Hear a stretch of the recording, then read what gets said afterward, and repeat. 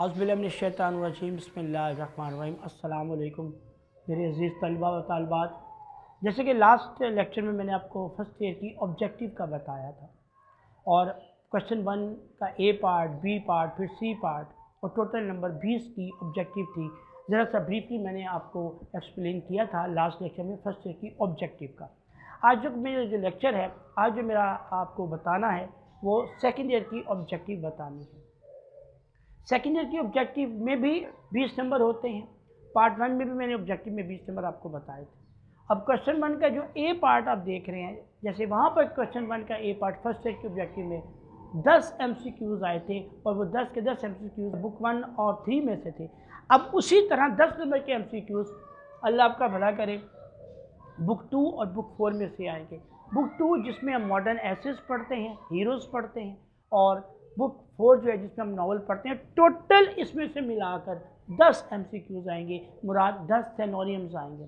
Synonyms आपको मैं बता चुका हूँ लास्ट लेसन में कि सिनोनिम कहते हैं मुतरादिफ अल्फाज को, यानी मिलता जुलता अल्फाज मानी हम मायनी अल्फाज को कहा जाता है सिनोनियम। अंडरलाइन लफ्ज़ किया होगा और नीचे 4 ऑप्शन होगी, जो सही मायने इसके बताएगा उसके मायने के लिहाज से उसको टिक करेगा, उसको 1 नंबर मिल जाएगा। यानी सिनोनिम बताने आपने।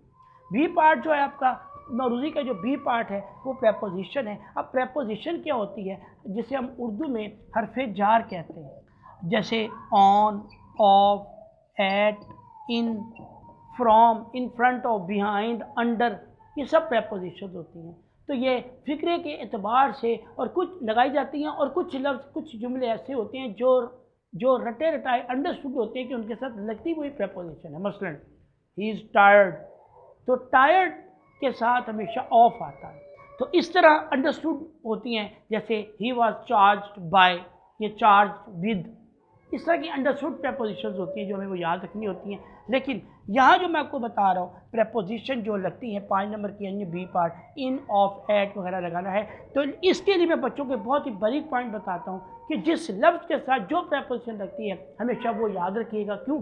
क्योंकि ज़िंदगी में याद रखें, पूरे जुमले याद करने की ज़रूरत नहीं है, सिर्फ आपने जिस लफ्ज़ के साथ जो प्रेपोजिशन लगती है उसको याद रखें। जैसे fond, fond, FOND, fond, fond of. अब फॉन्ड के साथ हमेशा ऑफ लगता है।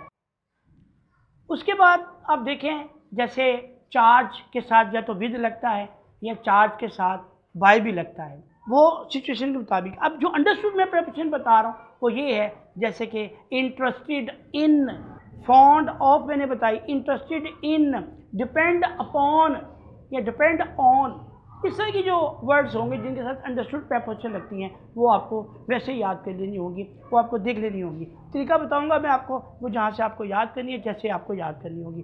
5 नंबर की ये प्रेपोजिशन वाली क्वेश्चन आएगा। उसके बाद सी पार्ट जो होगा वो करेक्शन का होगा। अब करेक्शन क्या है, फिक्रा एक गलत देगा, एक फिक्रा देगा वो रॉन्ग होगा, वो इनकरेक्ट होगा, वो इनकरेक्ट होगा, उसको आपने ठीक करना है, करेक्ट करना है। अब आपने नहीं करना, आपके लिए ऑप्शन ये होगी कि उसने 4 ऑप्शन दी होगी, ABCD।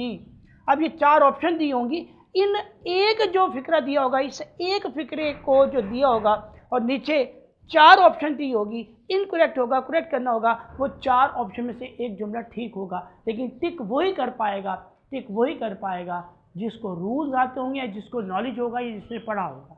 और मैं अपने बच्चों को जिस तरह करेक्शंस पढ़ाता हूँ वो जानते हैं कि मैं बहुत ही बारीक जड़ जो होती है, रूट जिसे हम कहते हैं, मैं सिर्फ उस गलती की वो जड़ बताता हूँ कि इसकी गलती की वजह ये है। और उस नौइयत का जुमला फिर अगर पेपर में कहीं भी आ जाए तो बच्चा फिर उसको रूल को समझते हुए ठीक कर देता है।